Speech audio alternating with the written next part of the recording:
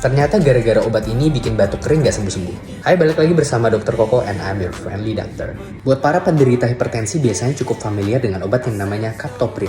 Nah, captopril ini merupakan golongan dari ACE inhibitor. Nah, dalam proses menurunkan hipertensi, ACE inhibitor ini salah satunya adalah captopril yang akan melepaskan bradikinin. Nah, bradikinin inilah yang nantinya akan menyebabkan batuk kering pada diri kita. Untuk orang hipertensi yang sudah konsumsi captopril misalnya dan tidak ada batuk, lanjutkan aja. Tapi kalau sampai menyebabkan efek samping batuk yang sangat mengganggu, jangan lupa kontrol ke dokter kamu ya. Share video ini ke orang yang kamu sayangin because sharing is caring.